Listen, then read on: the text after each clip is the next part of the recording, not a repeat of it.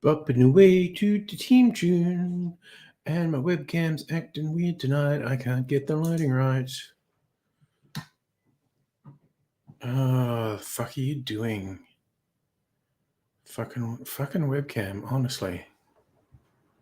Wait, I've got the software. What's it doing? Hey, Safa. You've looked that up. Twisty's invented by Australian immigrant Mr. Isidore Magid. Nice. Where are you? Advanced. Brightness. What's this doing? That's a bit better. Honestly, why my webcam decides to be difficult, I don't know. But armed with that trivia, Safa, I am going to make a cocktail. I feel like I haven't needed to make the videos. Technically, I don't need to make videos for 3 months, but I want to stay 3 months ahead. So, away we go. Move that out of shot. Nice day, bit windy. A little bit of rain here. Tomorrow's meant to be no rain, and Saturday's meant to be actually good.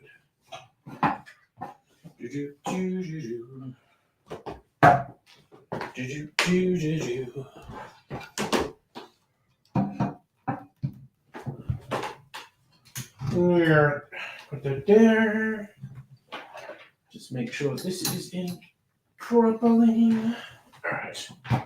So dots in place. Put them as you be here. Camera tripod, you come around here. We should progressively get our shit together. Okay. Big camera, you come here. You come here, yeah? Yes, this is the one-man production company. I desperately need to be rich enough to have a crew. But I don't. So we go with our bloody, what would we call it? Guerrilla style, almost? Video making? Not exactly high production values. Not really low production values either. Just improvised DIY production values. I mean, honestly, higher production values than I would have thought I'd ever do when I started all those years ago. Where's my phone? Where's my phone? Is that Justin? Hello, Justin. Watching Xbox Showcase. Are they saying anything interesting? Trello, what have you got for me? Trello. We're making a 4-point Trello. Okay, got to spear me a cherry for garnish. Just gonna be ready.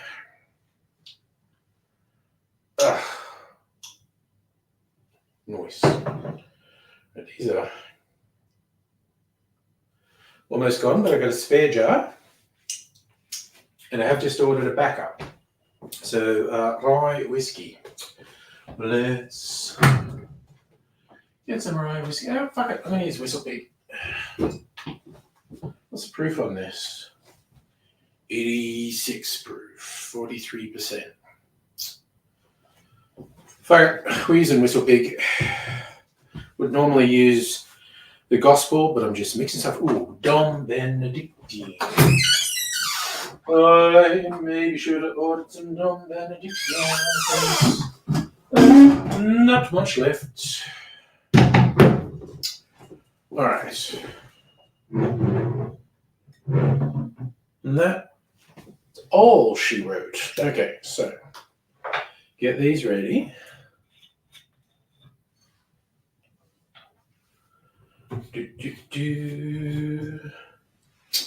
Get our jiggers happening. What about 7.5 mils of Benedictine? Oh man, there is not much left in here. There we go. A little bit syrupy. And 2 ounces of the whistle pig. All right. Okie dokie. Got stuff ready. Hey, Heine, how are you doing, by the way? To see you chaps. Oh, wait, I want to stir this.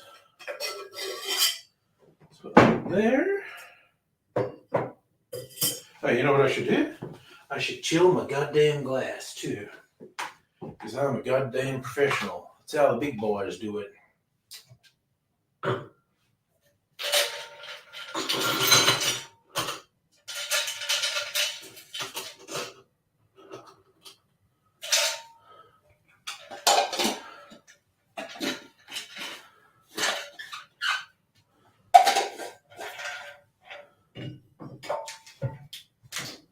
Okay, that's ready, that's ready, that's ready.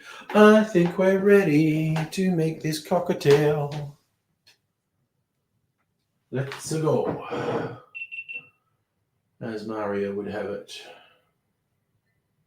All right. Slow-mo. Here we go. Hey, Joe, what do you know?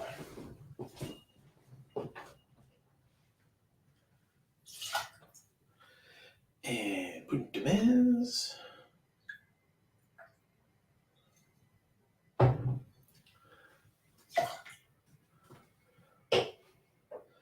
And Benedictine. That's all she wrote. Okay.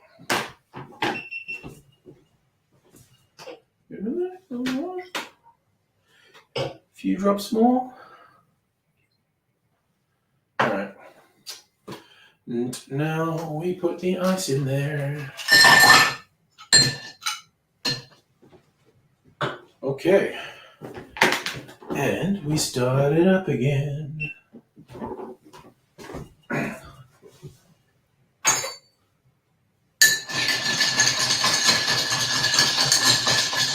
Gotta get this going.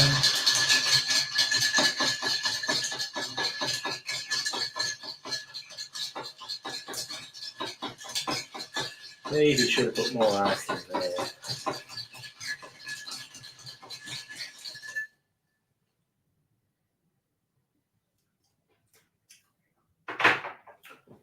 That's a...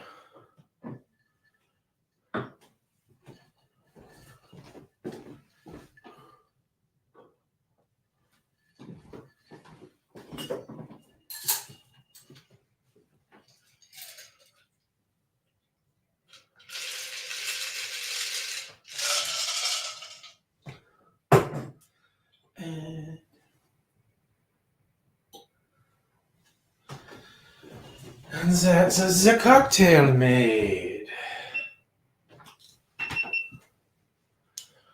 Hey, what's up, Rays? Ugh. No, I just got to do this. This is just a short, so less than 60 seconds talking. Let's see how long it takes me to get 60 seconds of talking recorded. It's always a fun challenge. Like I aim to have it in less than 2 minutes, but we shall see.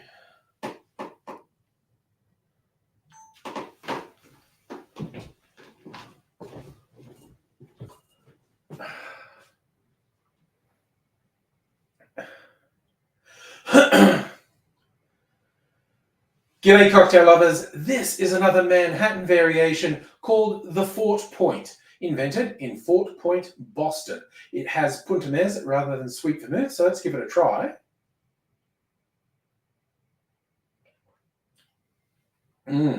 Puntamez gives a bitter edge that sweet vermouth doesn't. So if you like that sort of thing, I'll show you how to make it.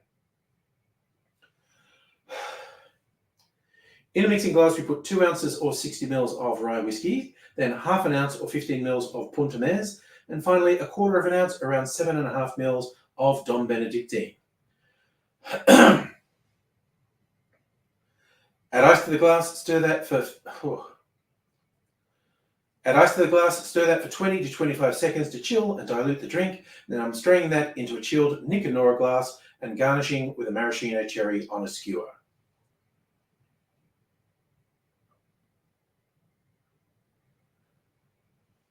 It's an interesting Manhattan variation that I think Negroni fans would like. Give it a go. The Fort Point. Cheers. And someone making noise in the hallway just as I'm recording. That's okay. Let's not panic. All right, I'm going to sit down. No. Put that down, laddie. Turn these things off.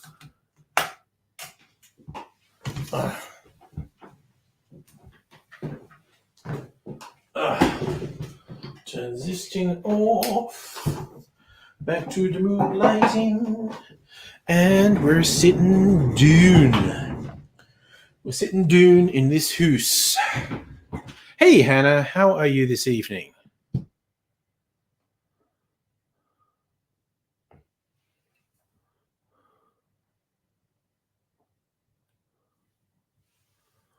Saying twisties are sold on the European market with the name Fonzies. That's bizarre. Oh, yes, by the way, for anyone who missed it, my theme tonight, I had these a couple weeks ago, limited edition twisties with this wacky packaging. That's sweet and sour flavor. And then I saw these this week in much more traditional twisties packaging called sweet and sour. So I need to know. But importantly, Hannah, you have a baby update, which I hope you can share with us. It's been sending all the vibes out to the baby and the encouragement to the surgical team. Hey, EOR Explores, how are you doing this fine evening? So Justin, you've been going back to the school. Yeah. So it's all terrible. Principal didn't have appropriate qualifications. Administration, yes, I know. Yeah, you were telling us all this the other day. EOR, yeah. In Hannah's family, so it was like a baby boy born yesterday. He's had surgery, off oxygen. Nice. Strong baby. That's what we like. Strong baby. So yes, EOR, Hannah's family member is having a baby, and the baby has some unusual complications, which require surgery as soon as baby is born. So we've been sending all the good vibes to the baby all week.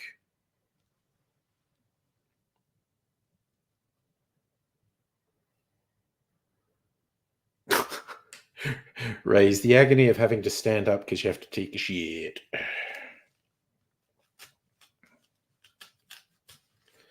Oh, that's not working at all. I'm not even using this for a thing. Oh my God, what are we doing? Right. I'm going to use the other friggin' peeler. I'm so unco. I'm embarrassed by professional bartenders. We're so much better at doing these things. The little things like peeling fruit for garnishes. Anyway, I'll put that in there and use a different peeler. Oh, you got a multi with the Sydney Swans. Okay. Then you get all the support for the Sydney Swans. So, Hannah, most TGA babies either require supplemental oxygen or a ventilator. More likely you need a heart-lung bypass machine. Is already breastfeeding and bathing. Good oxygen. Little dude. Oh, man, that's strong baby. That's little super baby. We're all cheerleaders for strong baby. Call the baby Samson because baby is strong. Oh, hell. You must be doing well, though. Oh, well. Yeah, I mean, I don't know, because I used to be in New South Wales and played country played country Aussie rules, and we did actually get some support from the Sydney Swans, so got a soft spot for the Sydney Swans.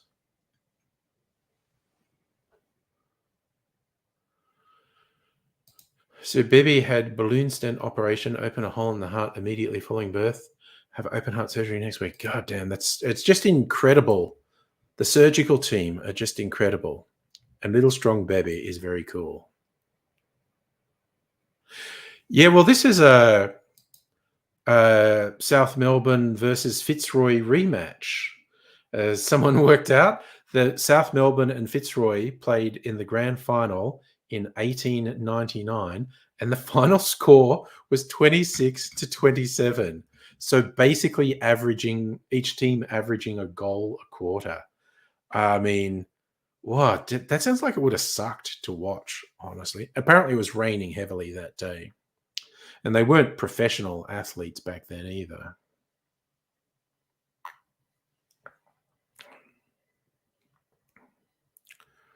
Well, that's not bad.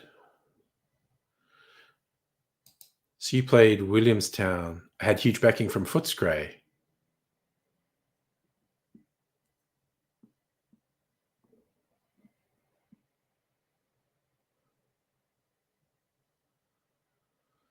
And yes, Safi, you're right. Rainy Aussie rules games are usually low scoring because it's hard to handle the ball. But Jesus, a grand final that only averaged one goal per team per quarter and end up with a 1 point winning margin. That's oof.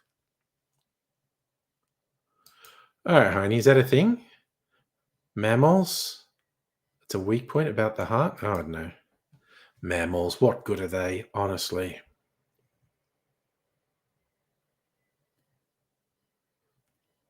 Oh, gosh. I just the complexity and the fact that the medical team knew this is one of those things, medicine, it's amazing. It's not flawless. Bad things happen, mistakes happen. But this team, bloody knocking it out of the park. There's my YouFoods text message. Wait, what time are they going to deliver tomorrow? Because I'm going away this weekend. Your ETA is dun, dun, dun, dun, dun, dun, middle of the day. Okay, I am not going to be here. That is slightly late for the YouFoods text as well. All right. So Bebby's arteries are connected to the wrong side, so the blood's not getting oxygenated. Opening a hole allows the blood to mix from oxygenation. God damn. Love playing in the rain?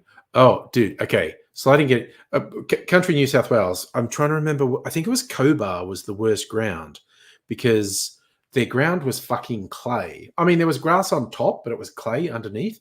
And it was a little bowl. And we went there once and been raining heavily. And because it's clay, the rain doesn't drain off. So we were playing in an inch or two of water the entire game. And it was the middle of winter. And it was so frigging cold. It was ridiculous. I also don't know how long the quarters went back then. I thought they were the same. Do quarters really go for 30 minutes now? I thought they were like 20 minutes. I don't know. 15, who knows? Well, we're on the internet. How long were quarters in VFL 1899?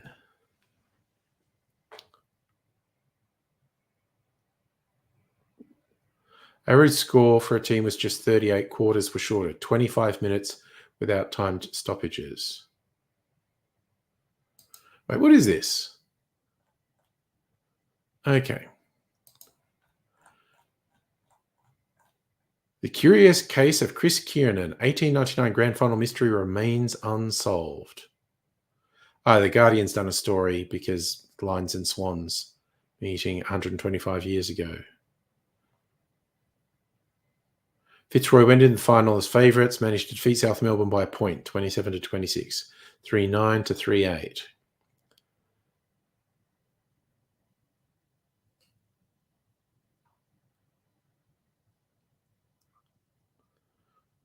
So their star player didn't actually appear.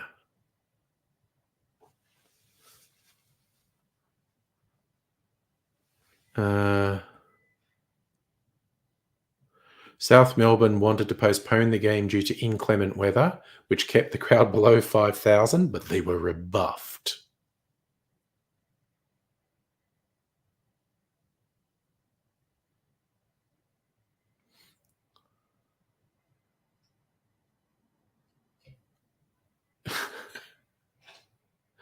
Oh, dear. Average score for a team was just 38, quarters were shorter. So it used to be a really low-scoring game. They're saying on average, teams only scored 38 points.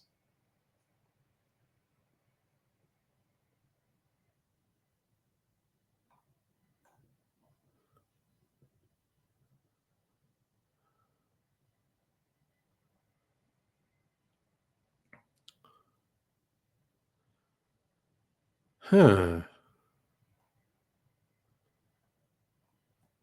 So, there you go. Hey, Dontron, how you doing? You played a game in Laverton during a hailstorm. My God. Not much compares to ice rocks pelting you when you're trying to kick a goal, when responsible adults cared more about winning than your health. Yep. Oh, could you imagine trying to eat something and pelting down rain? Dontron, you do not need to be forgiven. I know nothing about sports ball. Okay, this is the AFL, the Australian rules football. There are two scoring opportunities. There are 4 posts. There's 2 little ones, and then there's 2 big ones in the middle. If you get it between the 2 big ones, and no one touches it before it goes through, like you kick, and no one touches before it goes through, that's 6 points. If someone touches it before it goes through, that's 1 point. Or if it goes between the 2 little ones, like outside the big ones, but inside the little ones, that's 1 point. That's known as a behind. So you get goals and behinds. Goal 6 points, behind 1 point. Rays, you went to Victoria Park. Used to be Seagulls' home ground every weekend. So it's a complicated game. Oh, yeah. You just need to know the basics about marks and kicking and things. So quick. Okay, I'm surprised that you find cricket scoring complicated. There's only 3 variations. There's if you run, that's 1 run. If you hit the boundary, that's 4 runs. And if you hit over the boundary, that's 6 runs. Yeah, still some games today are low scoring, but apparently back in 1899, they were scoring on average only half as many points as they score in games now. Bounce every meter. I don't know what the bounce rule is these days.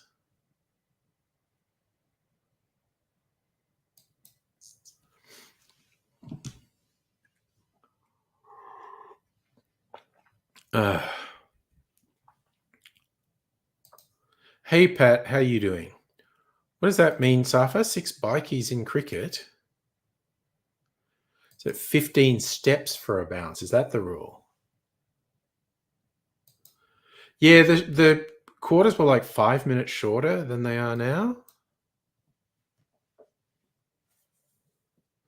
But yeah, a grand final where the 2 teams only average 1 goal a quarter is spectacularly low scoring. Oh, the bounce is a real friggin' talent, I reckon. Hey, Pat, good, you're good, I'm good, we're all good. You meant to say bickies.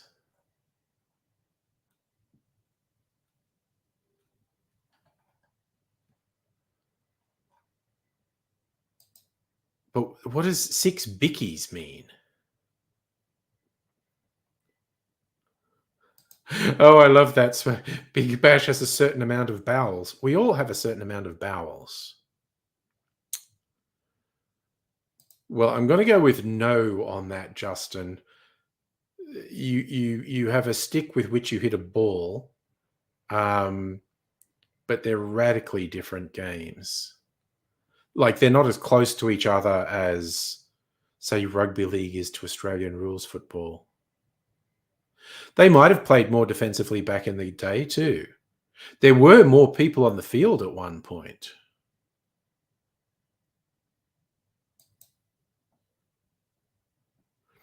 You may well be right, Heine. The bounce is a "this is not rugby league" rule. Autocorrect is doing all sorts of things. What's your source for that, Safa? Cricket was popular in the US before baseball got popular. I'm not saying you're wrong. I'm just intrigued as to your source because I believe that's the first time I've seen anyone write that sentence.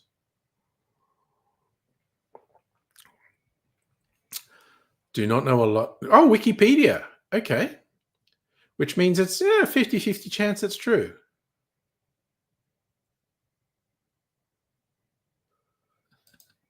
Yeah, but a baseball game can go all day. Nice. There's a cricket team straight out of Compton. Excellent. Dontron, that'd be you with soccer being popular.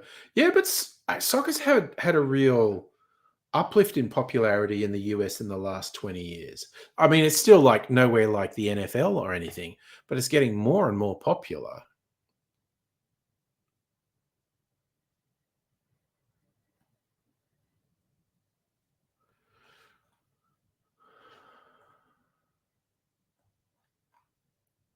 What do you mean? Look at, is that your baseball's the English version of cricket?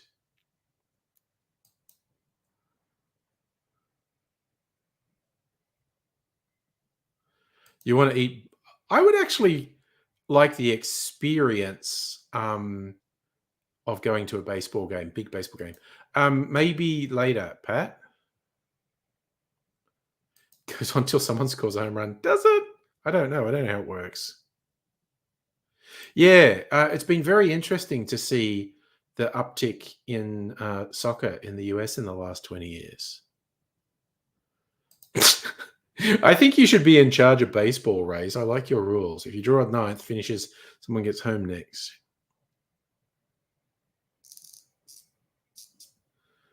You may well have seen American news talk about the history of cricket in the US. I just think it's grossly inaccurate to say baseball is America's version of cricket. It is a game where you have a stick and you hit a ball, and that's where the similarities end. Everything about the two sports is fundamental, and you even use a different stick and a different ball. Dontron, your favorite thing about Major League cartoonishly ridiculous food? It is pretty interesting to an outsider as well. Well, and I was actually also going to bring up Ray's. I don't particularly trust American news on anything. Yes, I did see that. At least sometimes the US has a T20 team.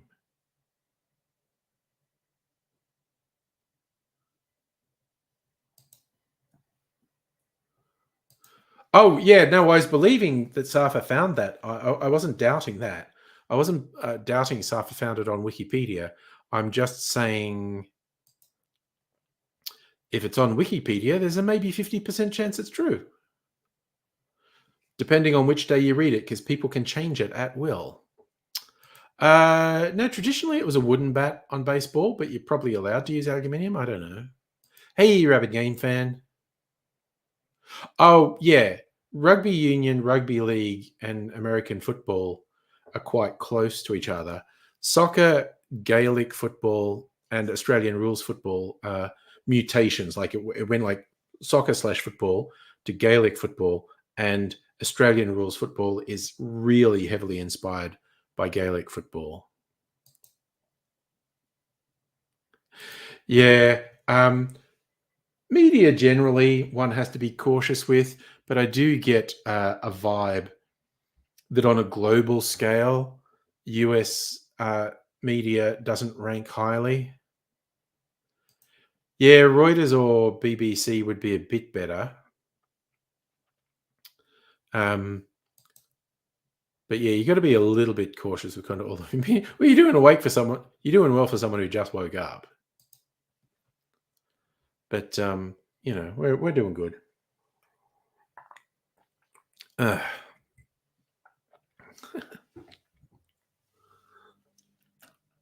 read an interesting. Sorry, I'm just still thinking about Wikipedia. Read an interesting article a little while back.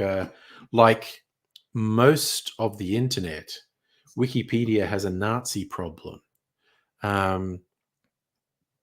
There's all these sad little white boys who feel alienated and whatnot, and want to talk about how Nazis are cool, and they do entries for like German officers in World War II, and they do entries talking about what great warriors they were and brilliant tacticians, brilliant tank commanders, all this sort of stuff. And there's this article was about this one woman who is on a campaign to get rid of these stupid fucking pro-Nazi articles because she just puts it through the edit process again and again and again. It's like, that's opinion, there's no validation for it, that's opinion, and till it just cuts down to Hans von Hitler was a soldier in World War II. And then she goes, this person's obviously not notable, they should be removed, and gets them removed. And she just gets all this aggro from the Nazis who won't admit they're Nazis, but are obviously Nazis because they're writing a bunch of pro-Nazi shit on Wikipedia.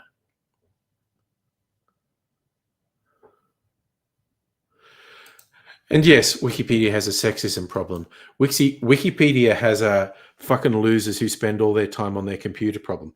In the early days of Wikipedia, I thought it would be fun to contribute and edit, and it kind of was for a while, but you're at the whim of these fucking losers who are just on there all day and they obsessively change things and whatnot. It's like, yeah, dude, and so you've got to either be on their level of no life obsessiveness or just fucking walk away. And I just walked away. Morgan Freeman voice. They were decidedly not cool. Yes. And that's an excellent point, Justin. Even though I'm saying a bit dubious about US news, definitely is influential. You're absolutely right. Yeah, the weeaboos. Damn. Oh God, yeah, Reddit mods. Holy fuck! I also, if I could remember the password to my original Reddit account, which I set up only about a year after Reddit existed, I could freak people out with how old my account is, and it doesn't have many points because I haven't used it in 10 years. Because as I said, I forgot the password. And that was pre two-factor authentication stuff, so there's not even a backup email on it. So it's like, oh, well, fuck that. Safa, I've been admin for many things, and it is usually, ultimately, thankless. And, you got to take what you can out of it because usually it's fucking worth it. So, Race, you want to get rid of Medicare because you're paying too much tax? Yeah. Drink enough vodka that you don't care. What again? This is not really a mod thing, Safa, but I remember way back in the day, one of the first really addictive online games, probably World of Warcraft. But I wouldn't swear to it, but I think it was probably World of Warcraft. Anyway, it was one of the early online games that people got super fucking obsessed with. And there were all these stories about people spending 100 hours a week online doing this. And people there'd be clans, which is why I think it was World of Warcraft. Yeah, no, it wasn't EverQuest. I think it was World of Warcraft, because there'd be clans, and if you're on there alone, you'd be a senior in the clan. And there was this one guy, and he's writing this story like, I quit World of Warcraft after putting, thousands and thousands of hours in. And he was like a senior person in this clan, and guilds. Yeah, actually, I think you're right. They were guilds. And he was a senior in it, and he would mentor newbies, and he would answer people's questions, and he was on for just like a stupid amount of time every week, like well over 100. And he had a job. He actually had a full-time job, and then he'd come home and do 12 hours on World of Warcraft, get about 4 hours sleep, and then go to his job. So anyway, he was friggin' doing this, and it was ruining his mental health and his physical health, and like he had no life and no friends. And at a certain point, he realized this was bad. This was toxic. And he was just like, I have to step away. And he went on their online forum and said, I just can't do this anymore. And he stepped aside. And Dontron, it friggin' was. It was a hell world scenario. But he was for a year or two, he was obsessed and was ruining his life. And he, in retrospect, realized he was ruining his life. And he detoxed. He just, quit cold turkey, and everything in his life improved. His social life improved. His mental and physical health improved. Everything was better. And he was like, oh my God, fuck me. That was the thing. And he thought, after like he'd been gone for, it was 3 months, 6 months, he just went on the forum to see how they were all doing. And he was like, hi, I'm, I was General Bob. I was helping everyone. And all these people just like, I don't know who you are. And he's like realizing this thing that he thought meant something. No one gave a shit about him. He thought they were like a family, and he was putting hours and hours into other people, not just himself. He was spending hours and hours helping other people. And the moment he stepped away, he ceased to exist to them. And he's just like, holy shit, nothing was worth anything. Oh my fucking God. This is bullshit. I do remember that, actually, Justin, the bug that created a pandemic. And it actually, and it was actually studied because it spread in a very similar way to how a virus would spread in the real world. I remember that story. God, this is old internet law we're talking about here. So you don't hate the liberals. Well, actually, the modern conservatives are no reflection of what Robert Menzies meant when he set up the Liberal Party originally.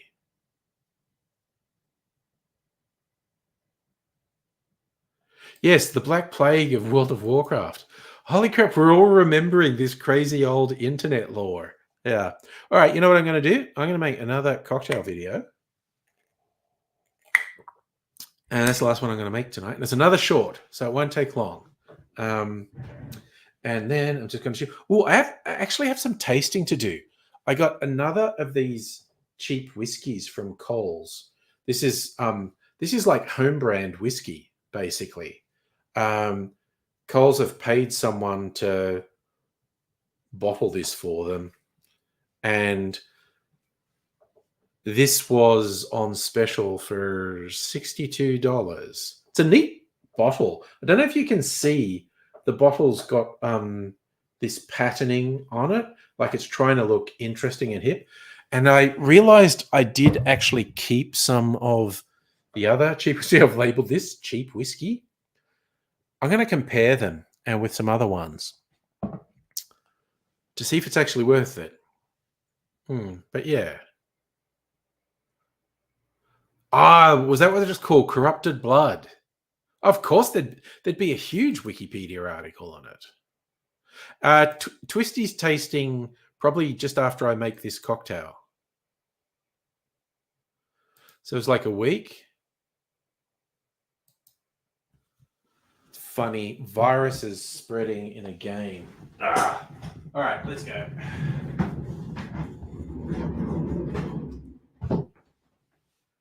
Let's get this happening.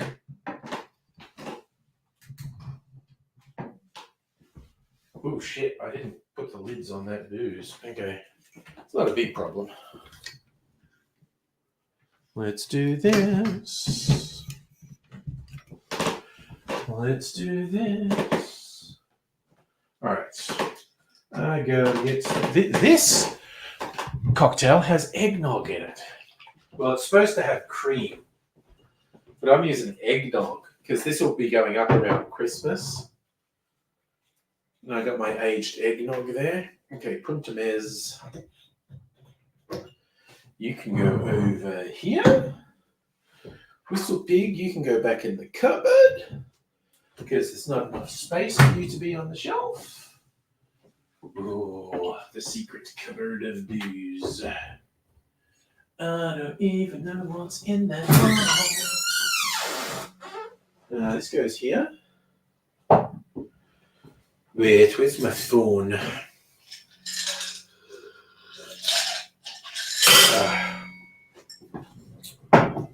All right. All right. Where's my phone? I need the recipe.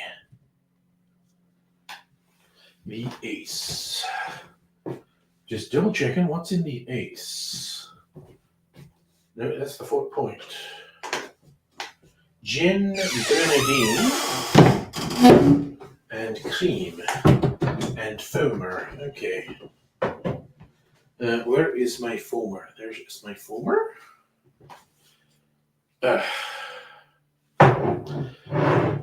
Eggnog. My grenadine substitute is in here.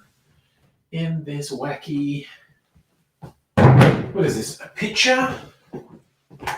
An urn? Dry gin. Let us get some dry gin. Which dry gin will we use? Wait, frickin', that's the. No wonder I couldn't see any dry gin. Navy strength gin. This'll do. Okay. Canberra dry gin.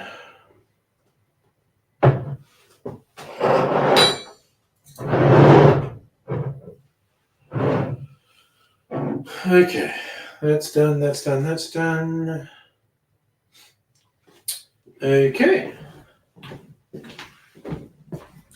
Let's switch this on. Turn this on.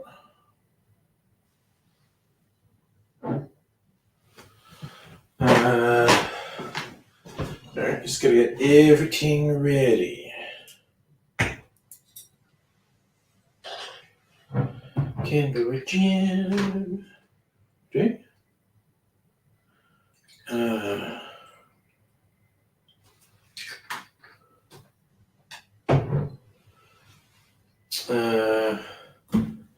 Eggnog.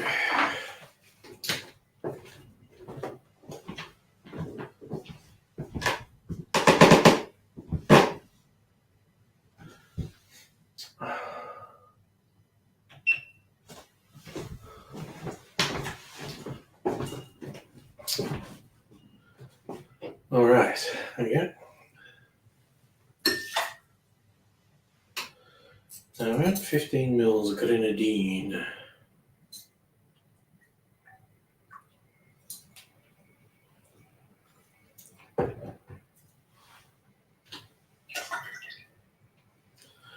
And eggnog.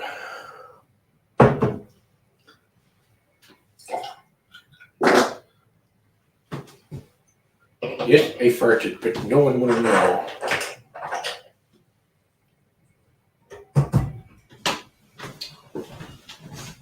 Okay.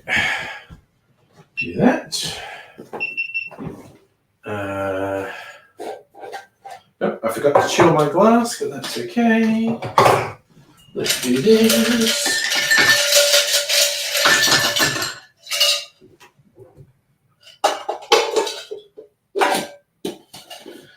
Nice day, nice day. Hey. Bring my glass back over. So put it right there. Right, let's get going.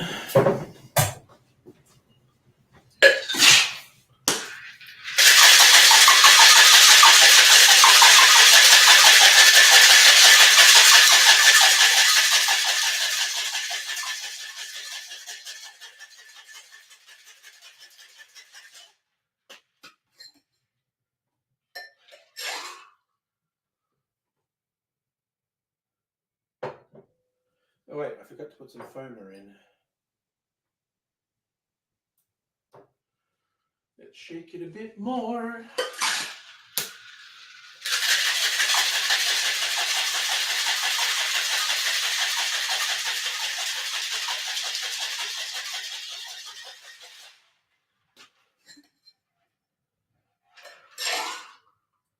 It's not foamy anyway. Fuck it. Fuck it, I say.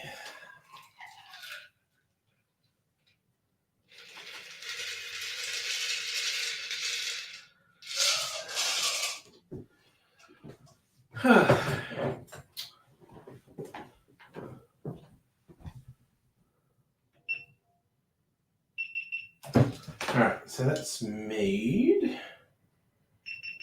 Yep, I forgot to take a picture of the other one. I'll take a picture of this though, for publicity purposes.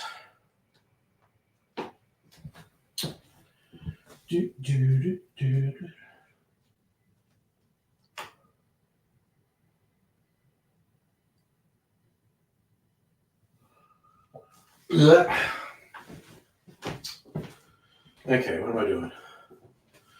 Got to do the talking bit.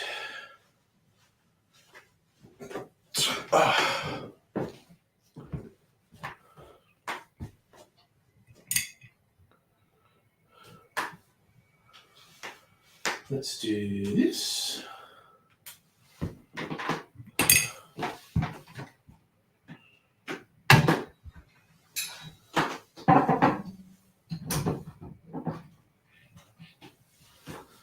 And do this.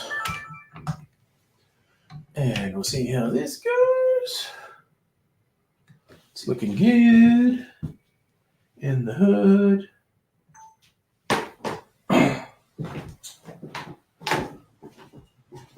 What am I doing?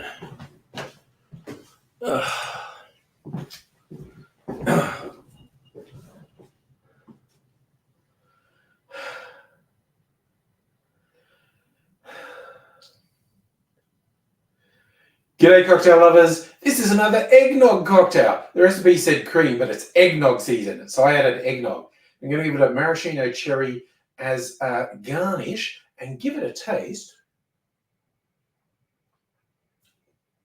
Ooh, yep, that's a nice creamy number. I think you should try it. It's called the Ace, and this is how we make it. In a shaker, put 2 ounces or 60 mils of dry gin, and then half an ounce or 15 mils of grenadine, and then 1 ounce or 30 mils of cream or eggnog in my case. Add ice to the shaker, shake that good and hard for at least 15 seconds so the creamy element's fully integrated, and then I'm straining that into a chilled Nick and Nora glass. Bit of fun with eggnog. If you have eggnog left over, just find recipes that call for cream and use it there instead, like in this one, the Ace. Cheers.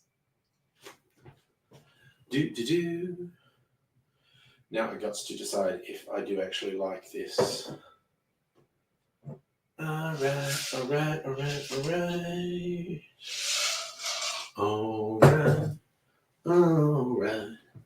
Maybe that's the way you are.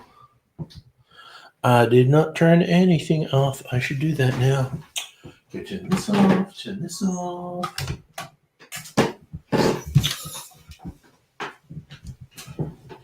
Put this over here. That over there. And here we go.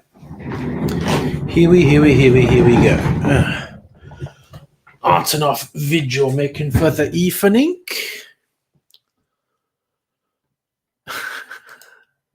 Yes, the alien container has my homemade liqueur in there.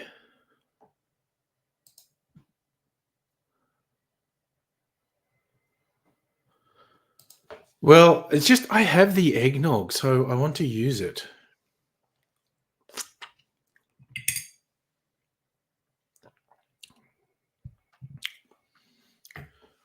Yeah, that's actually nice.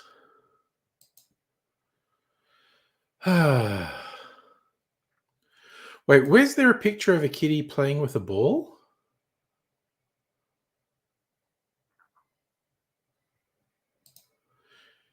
Is there a bit of my, are these the same?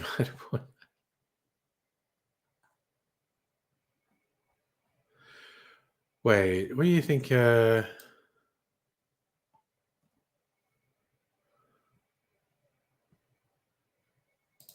this one?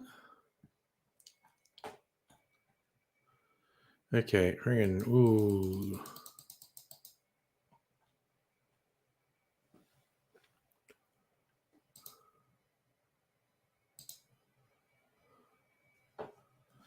But this one, do you think that looks like a cat with a ball?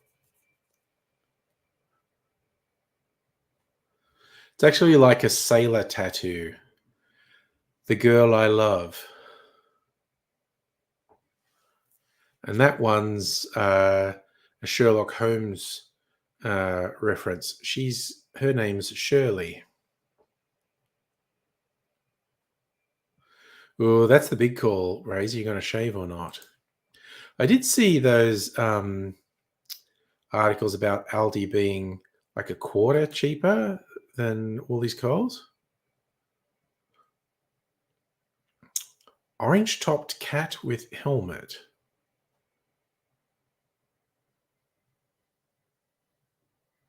I don't know what you're talking about. What? You're not in a beard mood? I've been in a beard mood for about 30 years now. I've shaved it off a couple of times. Not often. As in, I think I've completely removed the beard maybe 3 times in 30 years. Oh my God. Okay. The Mimsy picture. Oh my God. Thank you for, yeah. So this is one of our old school viewers, Megaleech. His daughter did this as a memorial for my cat Mimsy, who is no longer with us. And that's like Space Mimsy using the Earth as a toy. I'm so used to it, EOR, I'd forgotten about it. I know, it's very cute, isn't it? She also did a really good duck painting. Fuck, okay. I Velcro on that to hold it in place, and that did not work at all. Come on. There we go. Come on, Velcro. Do your stuff. Yeah, so Dr. Abigail got duck painting. It's so funny, though. You're saying it. You were saying exactly the right thing, and I had no idea what you were talking about because I'm just so used to it, I don't even notice it.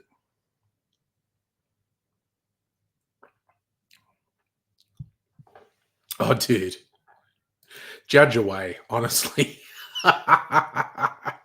The fact that you were giving a perfect description of it and I just didn't know what you were talking about. Oh, you have been summoned. That's magical. My goodness. We're just talking about the paintings and how I got a cat one and you got a duck one.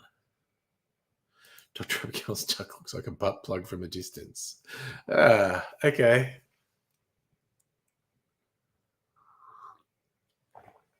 I genuinely don't remember, Justin. We are coming up on, well, it's not till the end of December, but second anniversary for AIDSy. That's not bad at all, actually. Yeah, I think we're talking about the final time. He spent decades doing the Chumbawamba, getting knocked down, but getting up again. And then there's the one time he didn't get up. All right, so I'm going to do the Twisties taste test. So this is the one I just found this week that's labeled sweet and sour and like fairly traditional Twisty packaging. And this was the weird Twisty packaging, which I got a while back. And this was really yummy. I want to see if it's the same thing. You think we've got to give him 10 years? Right. Let me see. I've been really controlled and saved these all week because I wanted to try them for the first time on the stream.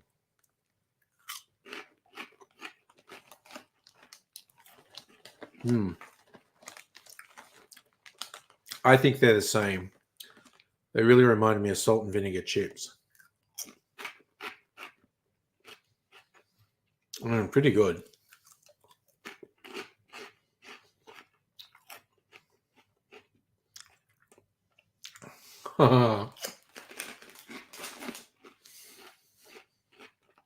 Justin, what a terrifying idea.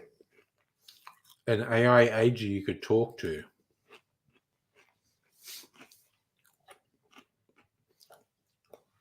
Okay, so I think they're the same, but I'm now going to do a direct comparison.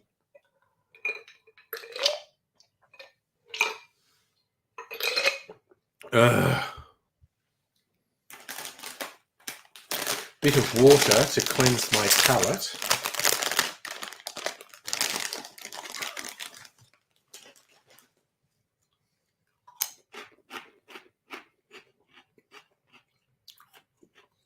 Yeah, I think they're the same. That's interesting.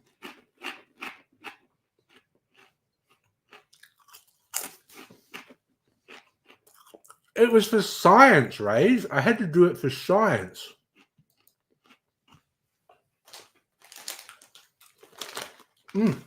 They're fucking good though. I eat these on the road trip.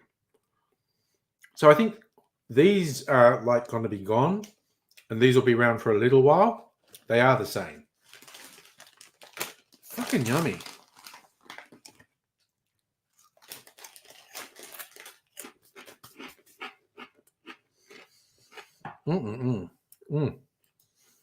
Salt and vinegar, your fave? Sunflower seeds in that flavor. Damn. That's my mineral water, my lemon lime. Yeah, and that's absolutely legit, being down about grasshopper passing. So you've been making and designing stuff and giving you an epic migraine. Well, that friggin' sucks. I know. I mean, but honestly, Justin, you've hit the nail on the head. The way AI things make up stuff, perfect for AIDSy.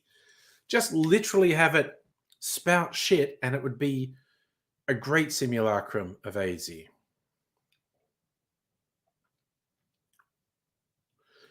And yes, memes live forever.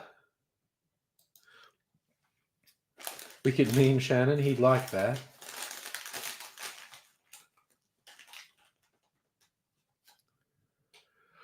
Well, salt and vinegar chips are burny if you have a lot of them. They're a real controversy. Oh, sorry, Justin. Did you not know? Yeah, a week or so ago. Sad to say.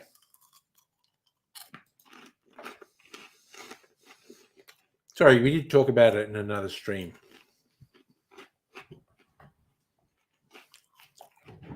Well, it's been a little while since someone stumbled on the stream. We're just mentioning dead AIDSy, and they've gone, "What, did AIDSy die?" I'm like, "Oh God, sorry that you found out in such a callous way, but yes, he did." Remember how you felt reading Philip K. Dick's The Simulacrum? Oof, Philip K. Dick. Geez, he was a bleak writer. Horsey stars. Yeah. I mean, he was a fan of the gallows humor, definitely.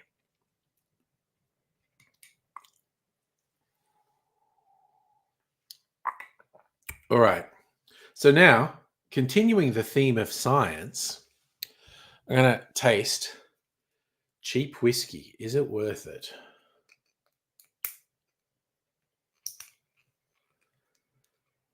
So,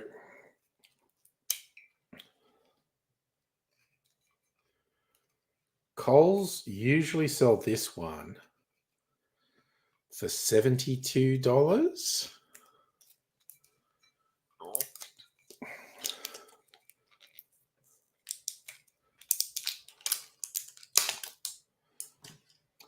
But it was $10 off, which is why I got $62. And this one, and this is not the bottle it comes in, normally sells for like $10 cheaper. So now I'm comparing them. Well, see, this is the thing, Safa. Like wine,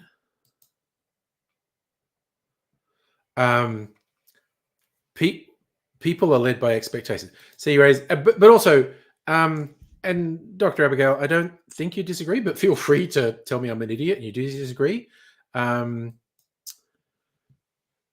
Shannon was definitely a fan of the dark humor and would be upset if we didn't make poor taste jokes, I think. If we were acting too delicate to make poor taste jokes, I think the ghost of Shannon would be annoyed with us. Pat, maybe later, mate. I'm just doing stuff. All right. But anyway, the other thing about these Coles cheap whiskies is they've put them in neat bottles. I kept the bottle for this one. There's this square thing, which I quite like. I mean, I'm probably going to cheat this. You see, it's got like this patterning on it. So it's like Coles pretending this is an artisan whiskey, unbound Australian grain whiskey, aged in French oak and bourbon casks. So they've just got a shit ton of whiskey from someone and blended it. And it might be okay. This was okay. This was fine. Wasn't terrible. Wasn't great, but it wasn't terrible. But it's also kind of subjective.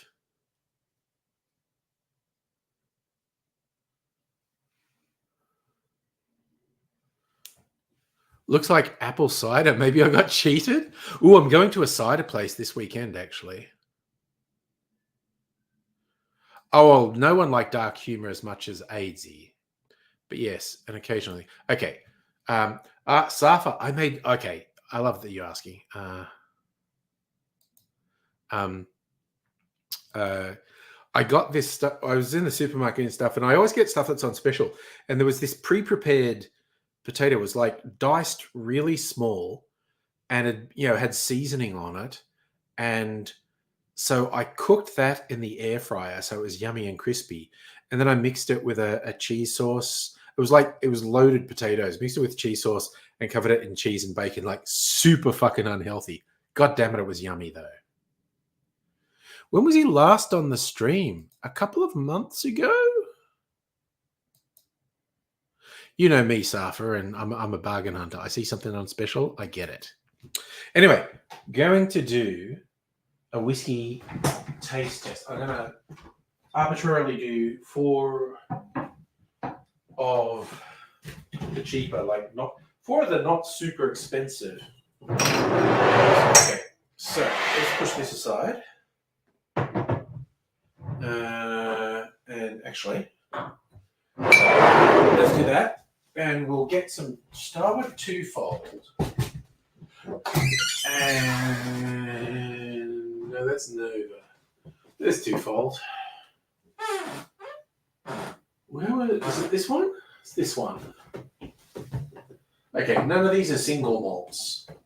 So these are all blends that have been gotten from multiple sources. 2 of them tied to a distillery and 2 of them not. 2 of them being Coles brand whiskies. They also do it with gin, as a matter of fact. Package it like it's an independent gin, but it's not. It's this mass-produced thing for Coles. I think Woolies does it with some stuff too. So anyway, unbound Australian grain whiskey. Let's put a bit of that in there.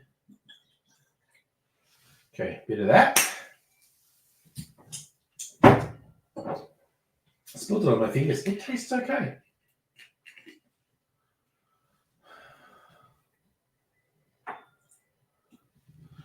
Cheap whiskey.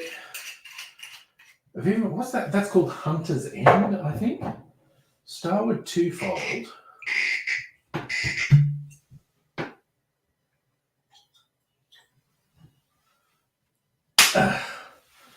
And 78 degrees. Uniquely Australian, crafted better with nature.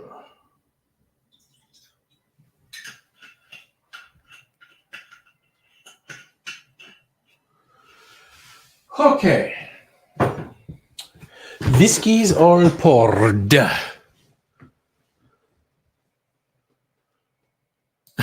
The kitty's reminding you of Fox in Space. I friggin' love air fryers. They're really good. Who would I nominate to be the next Angry Aussie when I die? I don't know. There's actually some weird little right-wing fuckhead who wanted to call his channel Angry Aussie and was miffed to find out I existed. I think he calls himself Real Angry Aussie or something weird like that. But anyway, the mantle of Angry Aussie is not worn easily by mirth. Neither is a responsibility one can idly take on. Yes, turns out Bombay Sapphire, not from Bombay. You got a plasma sphere, 10 centimeters, works nicely. Nice. You think he'd be raised? I mean, he's a pretty angry guy. he's himself. Okay, I'm actually going to start with twofold. Double grain Australian grain whiskey. Because again, that's 60% this grain whiskey, a wheat whiskey that they buy in bulk.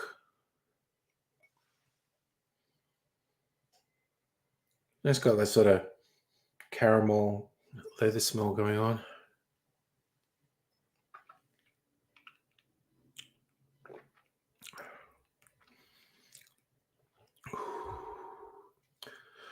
No, it's oh shit.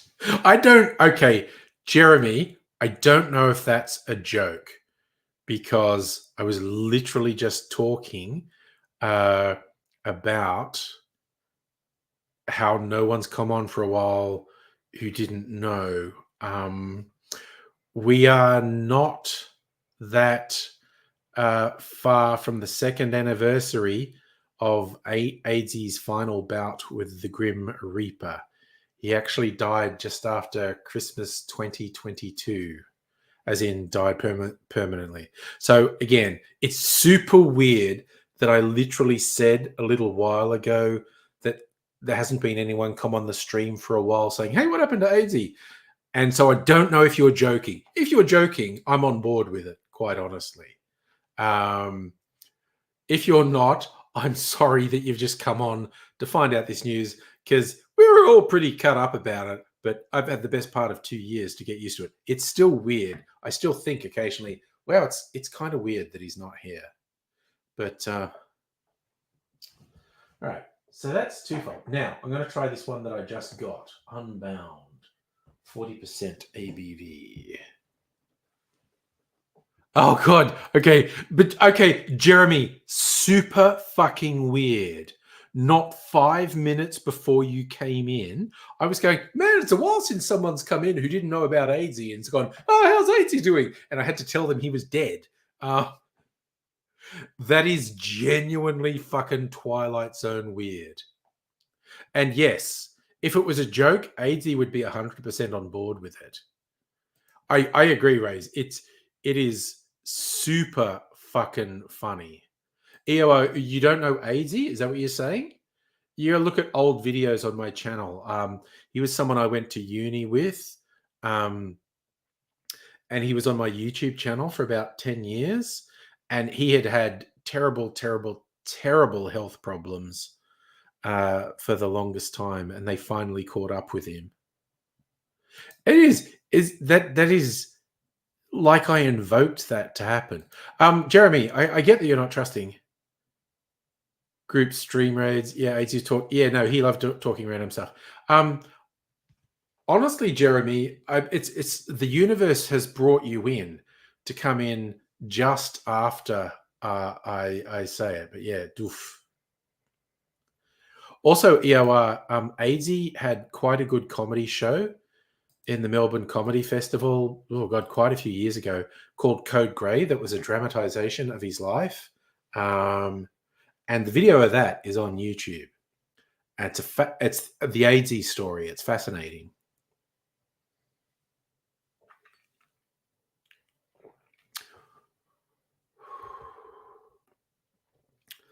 Okay, it's not bad. It's much thinner than Twofold.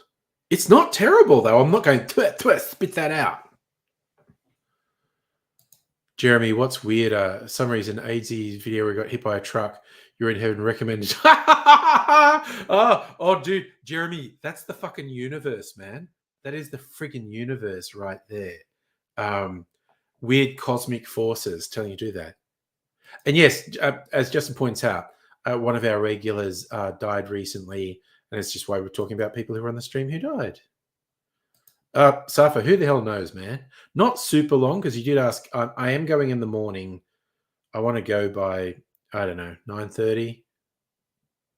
That's true. Jesus only came back once. AZ came back about 6 times. I think his heart stopped at least 3 times. At least. And he had just a shit ton of near-death experiences. Anyway, another really quick comparison between Twofold and Unbound.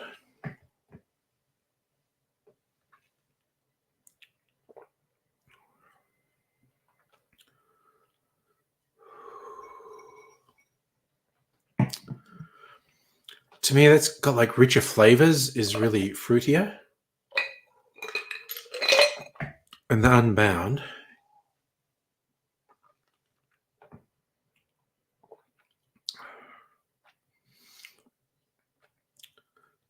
it's not bad. It'd be a decent mixer, honestly. So, Jeremy, yeah, we did lose him a while ago, but it's not on you. I know. And how much would he fucking love that he's still giving us a laugh? That shit like this happens. He would genuinely think this is fucking funny.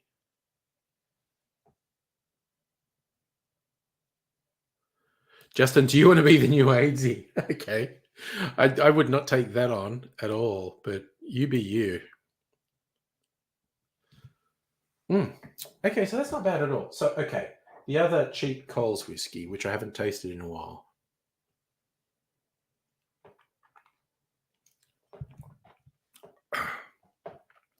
Well, that's a bit harsher. Oh no, look, dude. Anything could happen. I'm fucking old. But no, Justin just asked it randomly, as you know, who would be the next Darren Garazi if I died?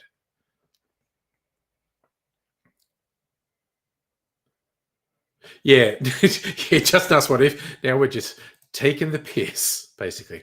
Okay, so I reckon that the other cheap Coles one is a bit harsher.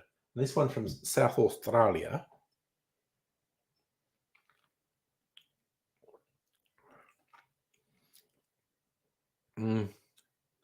Honestly, okay, Starwood still gets my vote, but I'd probably do Unbound second and the other cheap Coles one third and this one fourth. Now I might mix them all up into an old fashioned.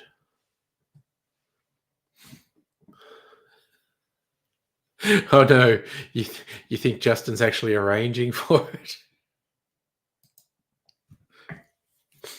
I might have got on the wrong side of Pat. It could happen.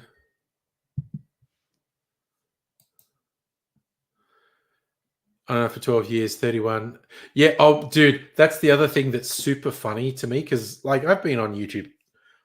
I've lost count. It's 18 years, 19 years. And so I always get people who go like, yeah, I'm 30 something now. I was watching you in high school. It's like, oh shit. Like, I say this often. I know how old I am. I don't pretend I'm not old, but it's how old other people are that really makes me feel old. So yeah, people say, "Oh, I was watching you in high school. Now I'm in my 30s." It's like, fuck. Time marches on. Is all I'm gonna say. All right. Whiskey. He takes the whiskey drink. He takes the lager drink. He takes the vodka drink. He takes the cider drink. How much of all of these? And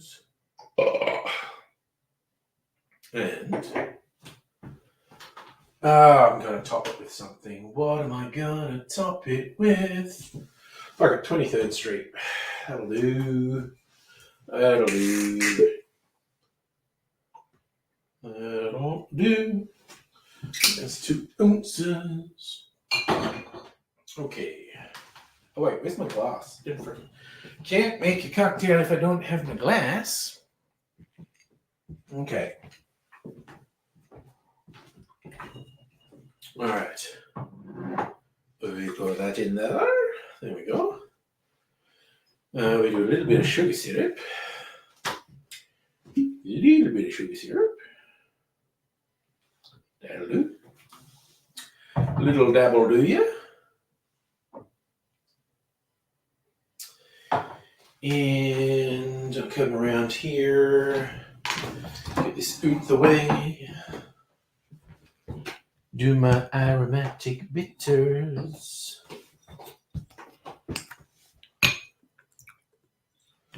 That's all good in the hood. All right. Sitting doon, sitting doon, sitting doon. You are 36, met me a couple of years ago. So I see that doesn't make me feel old. Oh, you love the solid wanker fat Wednesday. Yeah, it was so funny. I forget who even said it. Just someone in the chat in a comment once said something like, I love it when you're doing these videos where you say someone's full of shit. It's like you're almost saying, what am I not giving a fuck about today? And I went, that kind of looks like an acronym, Wangafat. And it just from that one comment became the semi-regular video Wangafat Wednesday and totally fucked up Friday. A little dabble do ya. That is Brill Cream. No, Little Dabble Do You was Brill Cream, which was a fucking grease to put your hair in place. That was pre-gel days. And from Angry Rant to Cocktail Gramps. Yeah. No, fucking surprise. And I swear to God, if either of my offspring, who are both like mid-20s now, if either of them have kids, I'm going to change all my handles to Grandpa. It'll be Cocktail Grandpa. There was famously an Angry Grandpa. I'll change it to Angry Aussie Grandpa. We're doing the Deplore. Yes. Brill Cream was a hair cream. Yeah. I think like dating back like 50s or earlier was the greaser look.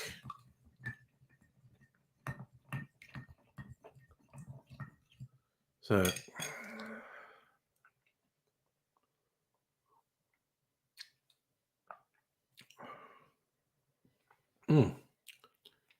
that's not bad. It's not a bad old fashioned. It's not great. It's not bad. I didn't see that. What's a nuke dummy? So they're just test firing missiles. Something that could be an ICBM. Be Angry Gramps. I'll do it. But I was waiting till it's legit. Like if either of my offspring have kids, all my handles change to Grandpa. Ooh, that's an interesting question. Granddad, Grandpa, Papa, Gramps. And again, because my offspring's mum is Filipina. Philippine is Lolo. Would it be rude for kids to call me Lolo? I don't know, because I'm not Filipino, but Dontron. It's a Russian super weapon? Catastrophic failure. I think a lot going on in Russia at the moment is a catastrophic failure. So if you're looking at netball in Bendigo, Aussie Diamonds versus English Roses, Vic Premier was there. Sounds like a big deal. Oh, driving in heavy rain fucking sucks. It's so dangerous. Justin, do I think they will have kids? Maybe. Neither of them is in a long-term relationship at the moment, but who the fuck knows? Honestly. Look, rain is fine. Heavy rain, shit where your visibility is to the front of your car. It friggin' happened once. I remember when I was in Sydney. Sydney gets fucked storms sometimes, and I was on a freeway going out to the western suburbs, and it's just friggin' belting down. And I saw people had pulled over on the freeway, and I'm going, wusses. And seriously, a kilometer later, I was going, I can't see the front of my car. This is bullshit. You can't drive in this. And so on a fucking freeway, I've just pulled over to the side. Sydney just has killer storms. It comes down to how much to drink. I mean, I prefer not to drive at all if I had anything to drink. Yeah. Oh my God. I've not had hydroplaning on a big road, but I had it out in the country, like on a dirt road where there was a big puddle, and I went through it at speed, and I realized it was deeper than I thought. And I thought, my tires aren't touching the ground. The car's just floating and going on momentum. It's fucking wild. Oh, if they'll have kids, how much they've been drinking. Damn, okay. Okay, when would have that storm been? It was late 90s. Because I was with or mid 90s. Mid 90s. Because my daughter was born in 97, but I was with their mum for a couple of years before that. So it'd be 95, 96, visiting her relatives way out like Mount Druitt way. Yes, and I know because you're sober now, but yeah, just like you don't fucking drink and drive. No. Dontron, the only legit car accident he had driving because of hydroplane. Oh, black ice is the fucking worst. I've not had an accident on black ice, but I've had this thing where you do thing and the steering's completely non-responsive, and you're like, "What the fuck?" And then you hit a bit of road where the grip comes back. But if at that moment anything had happened, would have been fucked. You were 5. There you go. So you're only a little bit older than my daughter.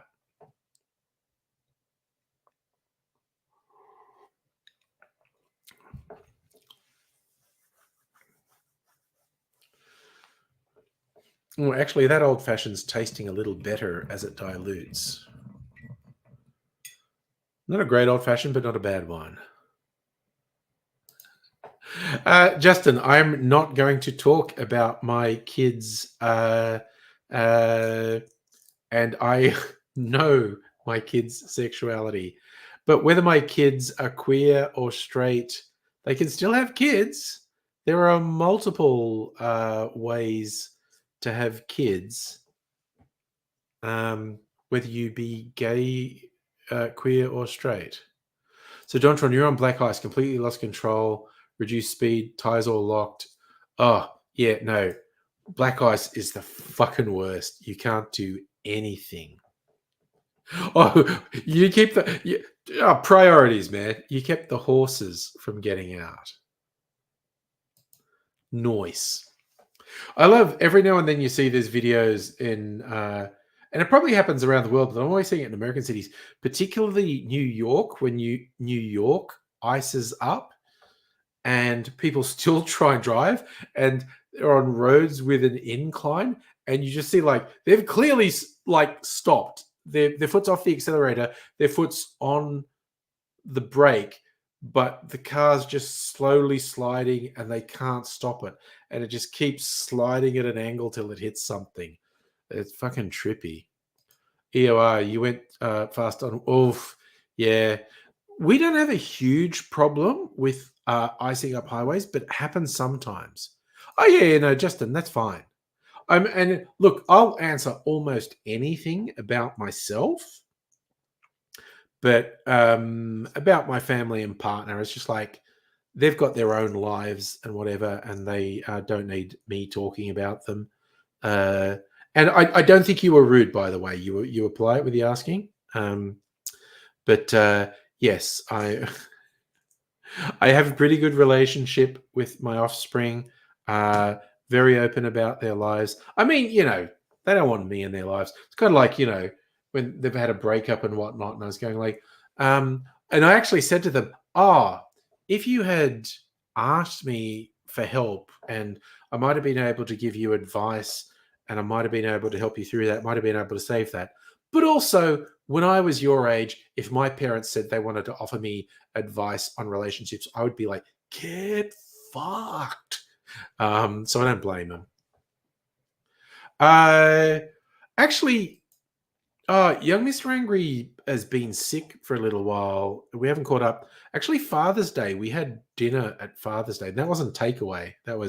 We sat down at a restaurant and had dinner and drinkies, and that was nice. Yeah, yeah. You would never. No one wants to listen to parents. And on one level, I was like, no, it's not a well. I don't think he's had a test, but he was pretty sick and miserable. Also, he works in hospitality, so he works sometimes 7 days a week. Uh, it's not unusually cold. There's the funny thing. Well, I see like my Facebook memories. I get this stuff like, 8 years ago, 10 years ago, I was complaining about it being unseasonably cool on this day. We tend to get these cooler days right through September, sometimes into October. Okay, if this keeps happening in October, that would be weird. Jeremy, if you'd listened to your parents, you would avoid. Yeah, that is true. Legit. While I say I would have told my parents to fuck off, they probably could have given me really solid advice. And I legit could have given my offspring solid advice. But by the same token, at their age, I would go, get the fuck out of my life. Anyway, you remember your dad asking if you want to help getting a girlfriend. Never even answered the question. Yeah, it's just like, but speaking as a parent, you say it wanting to be helpful. I could help you with that, and da da da. But yeah, teenage 20s, it's just like, fuck off, get out of my life for fuck's sake. Dontron, you've had a hurricane passing. Damn. Well, we're just coming into the nice weather. Like, I swear to God, like, we had a lot of rain yesterday, a little bit of rain today. Tomorrow's meant to be okay, no rain. Saturday's meant to be about my perfect weather. I love spring weather, low to mid 20s, no breeze. Saturday's just about perfect. And I'm going to be up near the coast. So I'm probably going to have a walk along the coast. I might be posting some fucking cool photos on the Discord. Watch out for it. You're just going to get a little moderate storm. Ooh, Cat 4 headed for Southeast North America. God damn. So I'll be getting a Chico. Oh, God. It is an extremely long time since I've had a Chico roll. For anyone who doesn't know what a Chico roll is, if you get the idea of a spring roll, I think in America you might call it dim sum, but get a really fucking huge one with a really low quality filling and it's deep fried, that's a Chico roll. It's an Australian abomination, quite honestly. Oh God, okay, so that's your tradition. Dude, that's a killer tradition. AFL Grand Final and Chico rolls. I back you all the way. Justin, to be honest, you haven't told your parents about your sexuality. Your brother knows. Don't. Well, it's a whole thing. You either do or you don't. Yeah, Chico roll, double deep fried. Oh, see, Dontron, we're talking about deep fried. You have deep fried everything around here. Oh God, I think, yeah, well, I looked it up on Wikipedia. Chico roll, Australian savory snack invented by Frank McEnroe, inspired by the Chinese spring roll. First sold in 1951 as the chicken roll, despite not actually containing chicken. Oh, that's perfect. Oh, the things you're talking about, cook on those rollers? Yeah. These are fucking deep fried. Chico rolls are deep fried. Various flavors, pizza taco. No, Chico rolls is some god awful mix of. I think it's mostly vegetable. Actually, there might be some meat product in there, but it's like they're deep fried at the factory, then frozen. Then you go to a fish and chip shop, and they'll deep fry it again. Yeah, they don't taste like chicken. I don't know if there's any meat product in them. I always felt like they were kind of mostly vegetable. But damn, they're a thing. Dr. Abigail, a sport worker, plays in a local league of women's Aussie rules, won the league's social version of the Brownlow. Nice! Best and fairest. Nice. Safa, that's a piece of string question because there's meat pies and there's meat pie. Chico rolls being deep fried, not very healthy. But some meat pies will have a shit ton of butter and low quality fatty meat in them. So toss a coin, man. I'd default to meat pies being a bit healthier than Chico rolls, but who knows? Justin, it's not like you don't have to tell your parents. Yeah, I know. It's the whole thing.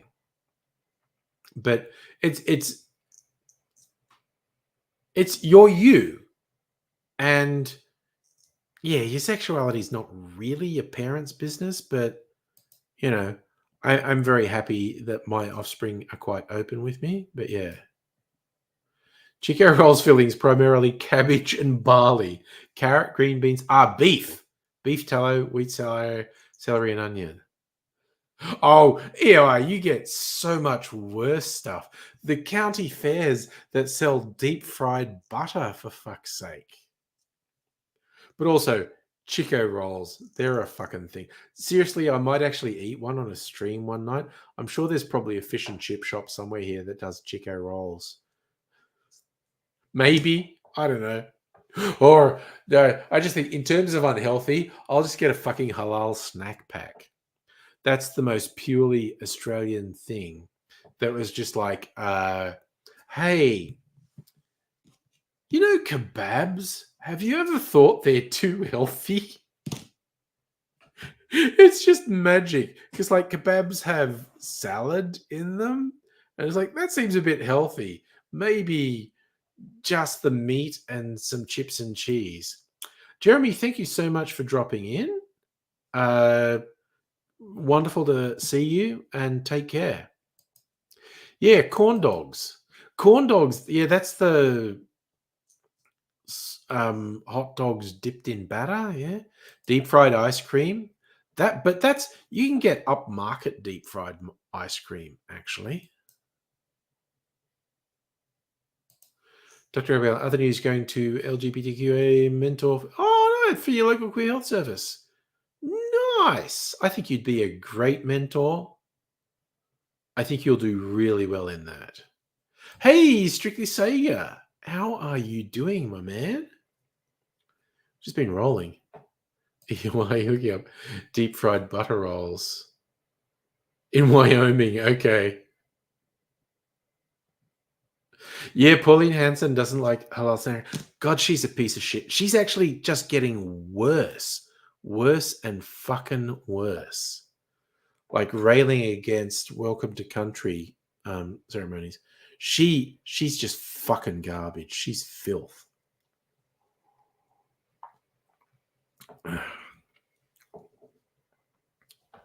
Oh, he's saying he's deep fried twice, but lots of things are deep fried twice, I think. Okay, that's an okay old fashioned. I don't mind it. Oh, Strictly Sega. Twisty result. Okay, so there's this one, which I just found. This is an excuse for me to eat more twisties. That's too many. That's too many.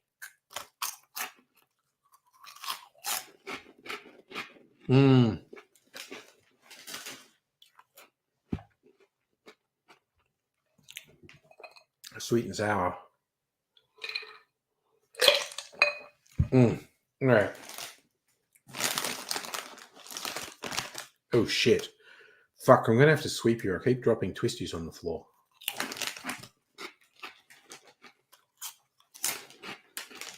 are kind of like Cheetos, but they're not as airy as Cheetos. They're a bit more solid.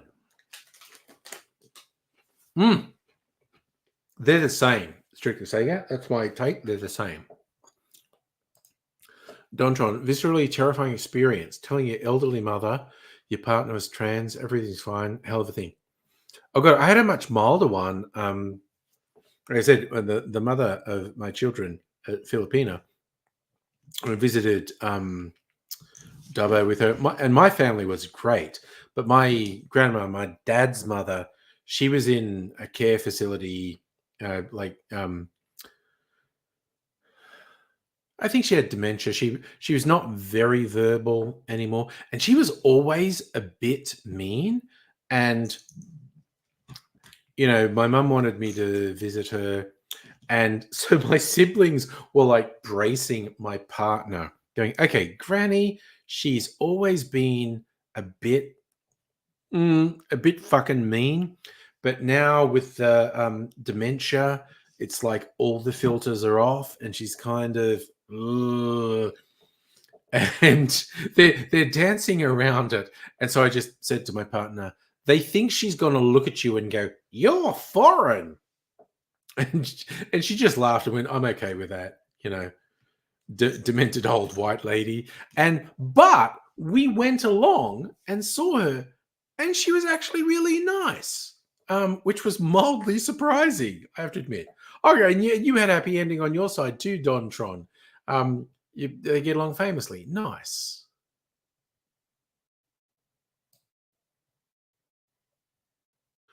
Nice.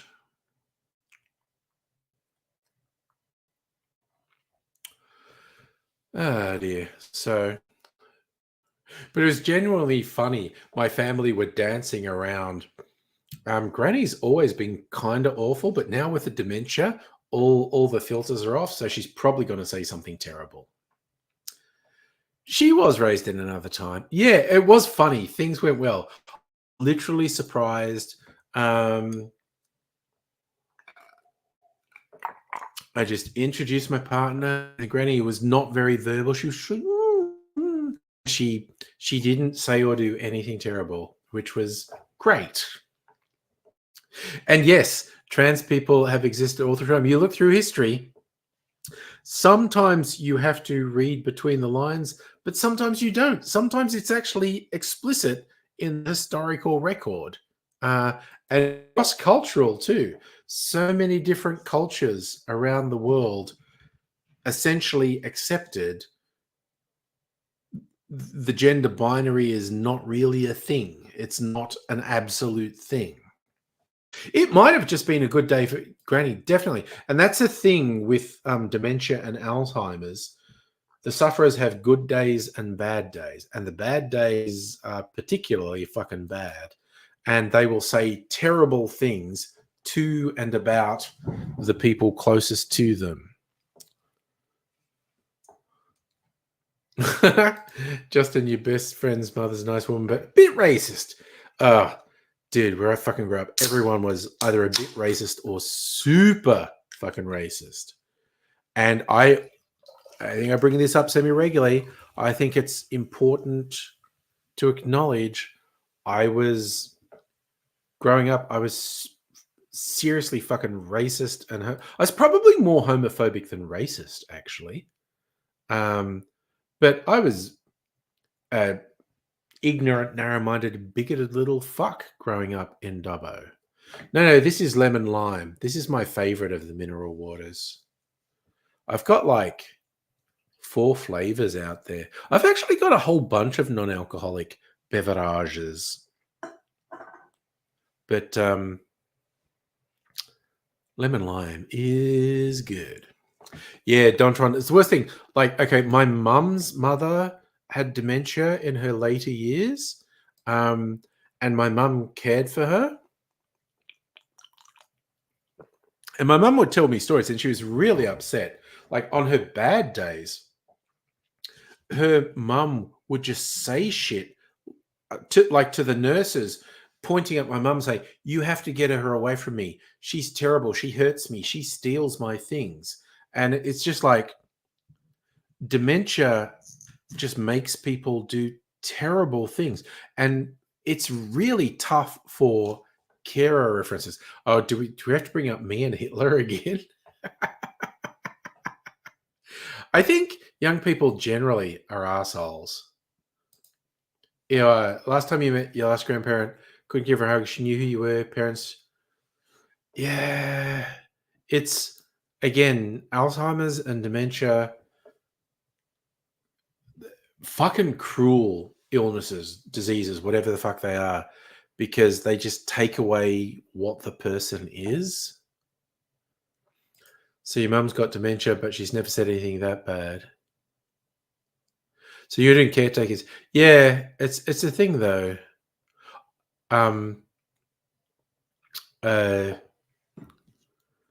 When someone that you're caring for has dementia, you can go think, oh, okay, Justin, I'm going to crack out the stories there. Yes, I've had guys hit on me a lot because I've gone out to a lot of queer spaces. But here's the thing: when you're not when I was young, actually, I think no, I did have. I think I accidentally used a public toilet that was a gay beat in Dubbo, and that was ooh. But anyway, but as an adult, like when I was in Sydney, and now I'm a progressive hip, with it lefty. It's very interesting when a dude hits on you when I'm basically not at all gay or bi, but when you want to be cool, when a dude hits on you and not say anything that could be homophobic, but it's like, oh, dude's hitting on me, and I'm just not interested at all. And that has happened a couple of times. And I'll retell probably my favorite story that I think is the funniest. I was in a shared house, and there was, let's see, we went out. There were 3 guys and 1 girl. There was a couple and 2 single guys, and we were going out in Darlinghurst, just off Oxford Street, to this club that was like the only heterosexual club in that area. And I love the girl in her house. She's going like, yeah, it's just a fucking gross pickup joint. And us 2 single guys are going, yes, it's a gross pickup joint. That's why we're going. But we'd stop for a drink on Oxford Street because the drinks were cheaper than at this bar. Anyway, so before going out, we may or may not have had some chemical stimulants from Minecraft. And just been really out of it.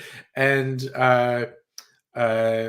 the girl in her house, she wanted to put makeup on me, and I was chemically altered. So I said, go for it. And I'm only early 20s. I was kind of pretty in my early 20s. And so she's put makeup on me, eyeliner, eyeshadow, blush, lipstick, and I'm all for it. And also there was a fashion at this point of wearing like ski pants, essentially, skin tight pants.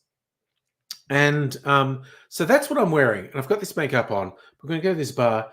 And anyway, but they want to stop at this bar on Oxford Street, which is like, in retrospect, it was a leather daddy bar, right? Yeah, this is a bingo story. Dr. Abigail must have heard this a dozen times. Okay, so it was like a leather daddy bar, and I'm early 20s, and I'm wearing makeup and ski pants, and there's 4 of us. And something in my addled head, the radar is still going off, going, ha ha, you know what's happening. And but my conscious mind hadn't quite latched onto it, but my subconscious is trying to tell me something. And one of the dudes, and there's 4 of us, one of my housemates, he goes, I'm going to the bar to get a drink. Okay. And the second one goes, I'm going up to the bar with you. And at that point, my brain had went, oh, there are all these big dudes in leather staring at me. And I'm going, I look like a fucking twink. And I'm in a leather daddy bar. Oh my God. And the female member of our troop says, I'll join you at the bar. And I just kind of went, I just grabbed her and went, you are not fucking going anywhere. You are not leaving me alone. There is just this predator thing happening now. Actually, that's a terrible word because they were only thinking of consensual things. But I was just like, you are not leaving me alone. And when the guys come back with the drinks, I said, you're drinking that fucking drink and we're fucking leaving. Because, yeah, Dontron, that's what we were on the edge of. Leather Daddy feeding frenzy for this fucking twink. And I do not hold it against them at all because it was their fucking bar. And there's like only one reason you fucking go into their bar looking like I was looking. God damn it. What's it? Oh, the dead cow strips. Okay, you're not a leather person. I get it. Yeah, yeah. Yeah, no, Dontron, you know what I'm saying. You're picking up what I'm laying down. So, yeah, but it was really funny because I didn't hold it against them at all because I've just gone, oh my fucking God, I look like a twink and we're in a leather daddy bar. And I'm just like, Jesus Christ, motherfucker, drink that drink really fast and we are getting out of here. Fuck all of you for bringing me here. Jesus. Yeah, I'm a meat eater as well. And I don't have a leather jacket at the moment. I've had leather jackets in the past.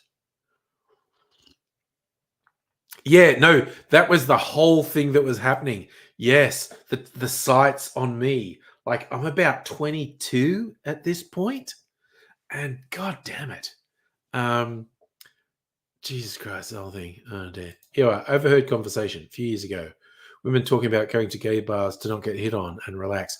Oh, okay. This is a real story that's happened, and I've heard this in some of the gay bars here in Melbourne. It probably happens in other places.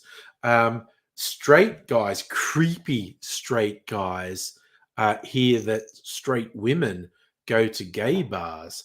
So they go to the gay bars, yes, and being the gay, Dr. Abigail knows where I'm going, the gay Avenger story.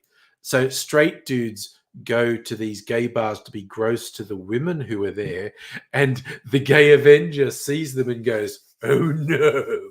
And the gay Avenger just goes up and starts twerking and grinding on these guys until they leave.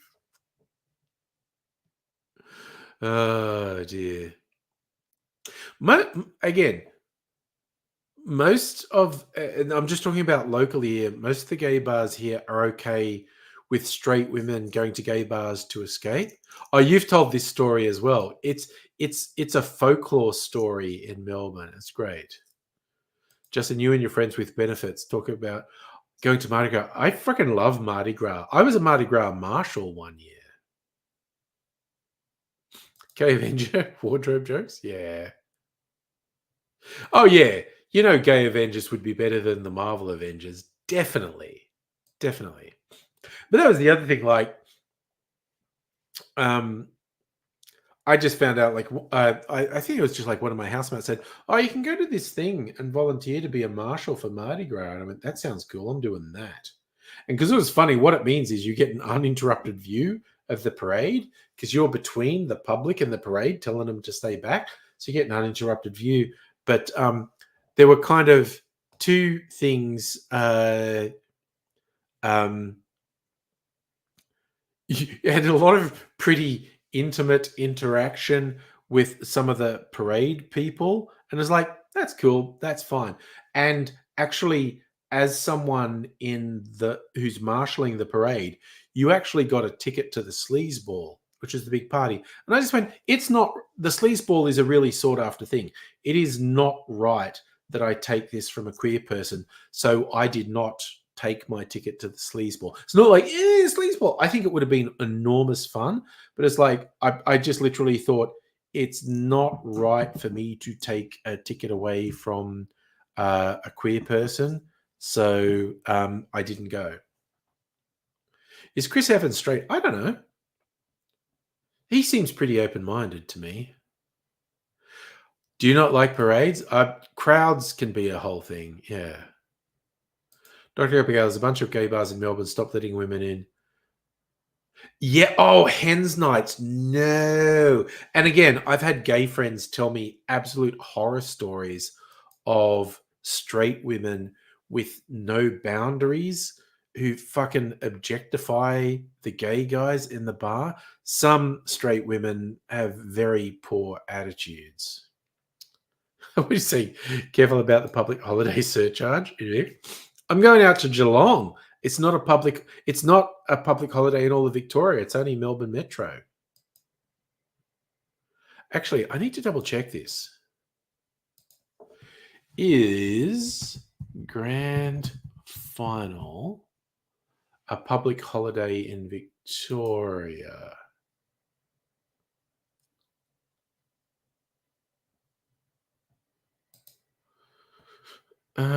I thought it was only for Metro Melbourne. Maybe it's all of Victoria now.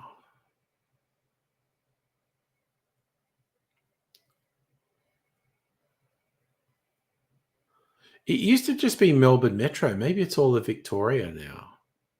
I don't fucking know.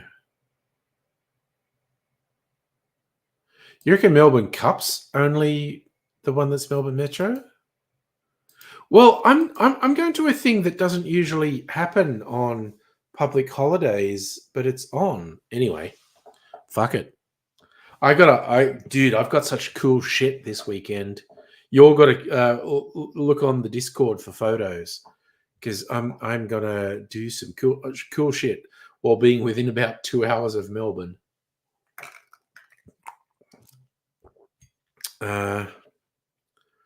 So that's my weekend. Okay, sorry. EOR, the whole shirt. Olives, it's a cat making martinis. The whole shirt is a cat making martinis. So that's why I've got olives on the shirt.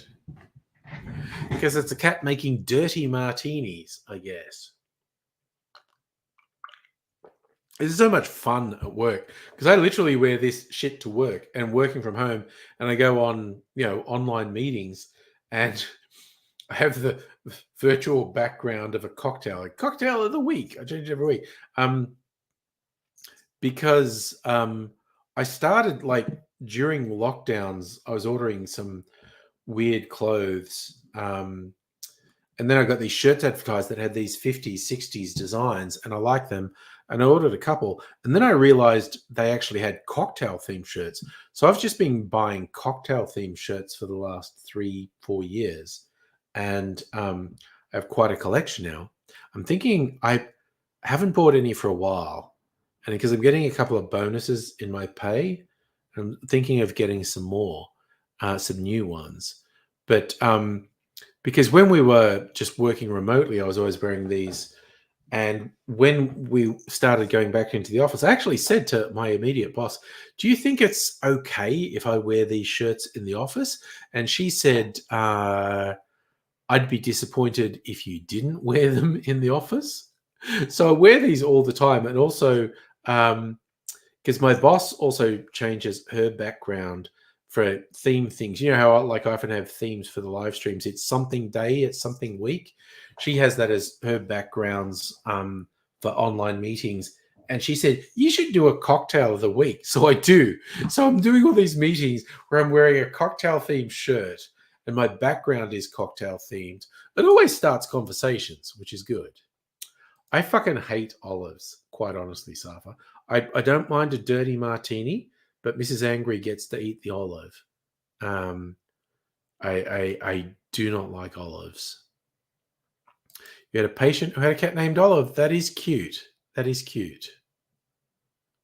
And you love green olives. Yeah, Mrs. Angry likes them. I don't.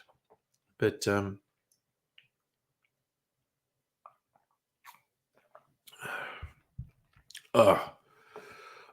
it is good having that mineral water cleansing my palate.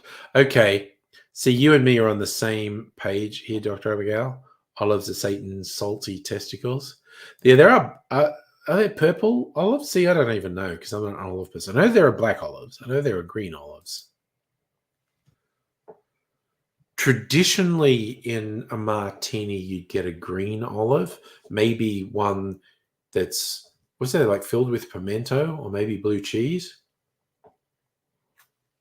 Holy shit, I was looking on a website today and I saw a blue cheese liqueur. And I was like, that sounds A, fucked up, and B, something I'm very interested in getting. I didn't get it, but I was extremely fucking tempted. I will tell you that for free. Fucking blue cheese liqueur. Holy shit. Because I fucking love blue cheese. That's an acquired taste. And I don't hold it against anyone who doesn't like blue cheese, because it's definitely an acquired taste. Oop, I think that's Mrs. Angry telling me she's going to bed. No, it's Dr. Abigail telling me not to get U-Foods. Yes, well, you missed it. I did get my U-Foods text earlier in the stream. That was the thing that happened.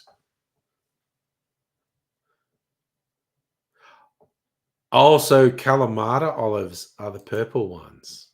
Okay. See, no, I pick black olives off things, if you get it. Green ones are gross. Yes, no, you got me again. With again, for people who don't know, that is a running joke on the stream, particularly Thursday nights when I get a text from friggin' U-Foods. It was later than usual tonight. Usually it's just after 8. It was like 18 minutes past 8 when it came through tonight.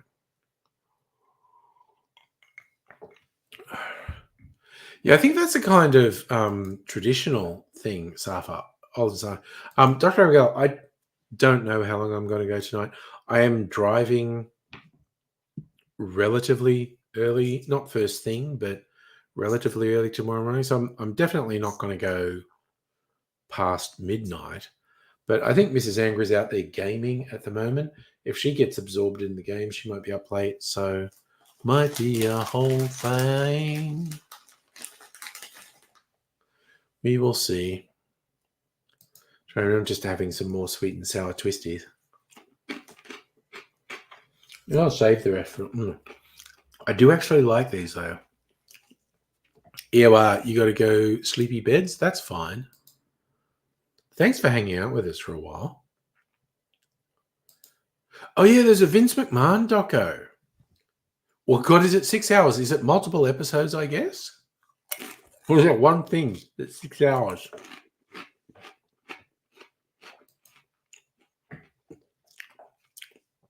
I learned all I needed to know from the Behind the Bastards Vince McMahon podcasts. Not a great guy. Hey, great seeing you, man. So please take care. See you again sometime. And have a good sleep, I guess. I might be doing that soon. I don't know. Look, I got all this mineral water to drink. Okay, look at this. There's still 3/4 of a can. All that means is I'm definitely going to have to get up to piss during the night. Okay, and here's another thing that I've said before. The various weird things I see on YouTube. What's this guy? I think his name's Andrew Huberman. He's like I don't know, men's health coach and whatnot. He doesn't seem terrible, but I saw one that's headlined like he was using the professional term is nocturnal micturation, means having to get up in the middle of the night to pee. And he was going like, here's a technique to reduce the need to get up and pee during the night. And I was thinking, okay, I'm interested in that. What's that? And I was watching it and he's like, oh, you drink slowly and blah, blah, blah. But then eventually it's like, you follow my thing and you'll only have to get up once or twice a night to pee. And I go, okay, I only have to get up 0 to 1 times a night. So I'm doing fine. Okay, my phone just dinged again. Okay, this one is literally Mrs. Angry. Oh my God, it's so cute. Snuggling in bed, but the bed is too big without you. So sorry, done deal. I have to go to bed. If I get if I get a cute message like that, I have to go. So I am going. So there won't be a party night stream this week because long weekend. Tomorrow's a public holiday, and I'm going off for a weekend with Mrs. Angry. But I'll probably post some good photos on the Discord, and I'm not going to be doing another stream till, I don't know, maybe Tuesday night. Oh, nice. Okay, you actually put the plasma thing on the Discord? Let me see. I want to see it. Come on, Discord, load. What the fuck is wrong with you? Dun, dun, dun. Oh my god, Musical Aviator posted some cool fucking stuff. Yes. I freaking love these plasma spheres, actually, Heine.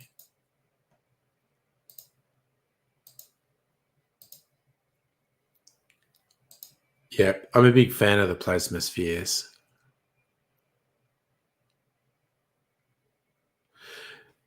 But yes, Musical Aviator also posted some cool LARPing pictures. That was $10 at an op shop. That's a fucking score, man. Yes, your Hulk secret, you're always bad.